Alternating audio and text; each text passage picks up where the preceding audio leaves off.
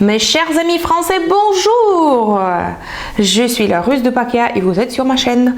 Aujourd'hui, je vous approche un tout petit peu encore à la culture russe puisque aujourd'hui c'est la thématique assez particulière puisque je vous donne quelques exemples de gros mots en russe. Si c'est intéressant pour vous, restez avec moi, je continue. Alors, on ne sait jamais pourquoi vous aurez besoin un jour les gros mots en russe. Mais si vous allez en Russie, pour approcher les gens russes, il faut vraiment parler bien en russe en ajoutant quelques gros mots.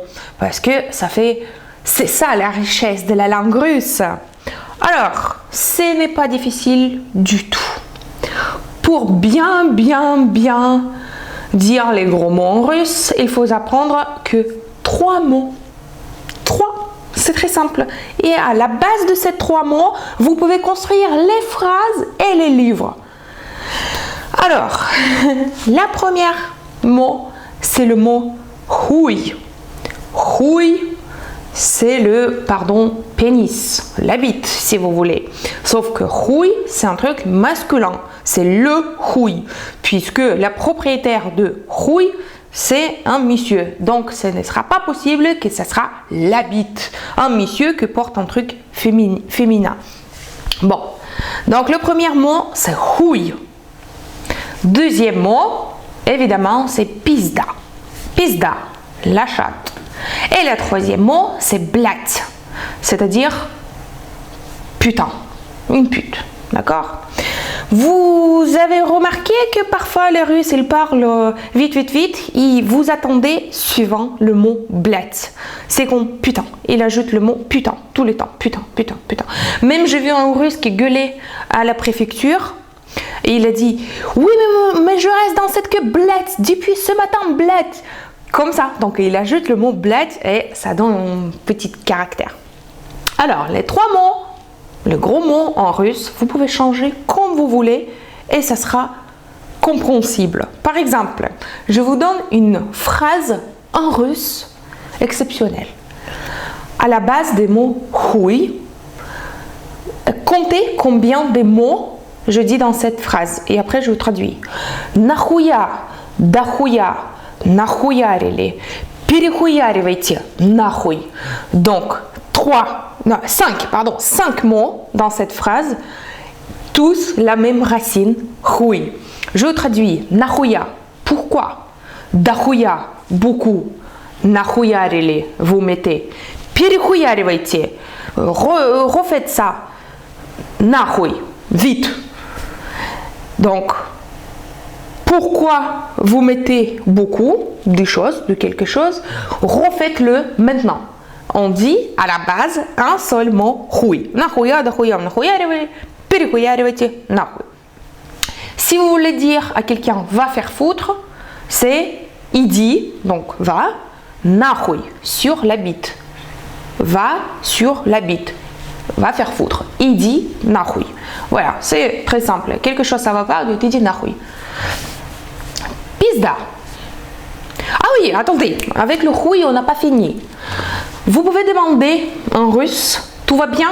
Il va te dire охуенно, c'est-à-dire magnifique, ou хуёво, c'est-à-dire mauvais. Encore à la base de la même mot хуй.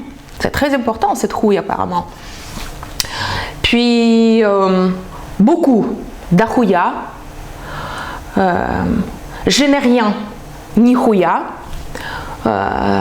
Écoutez, vous pouvez me dire quelle vous voulez la phrase et moi je veux faire avec la même mot хуй la phrase entière ou si vous voulez je vais écrire un livre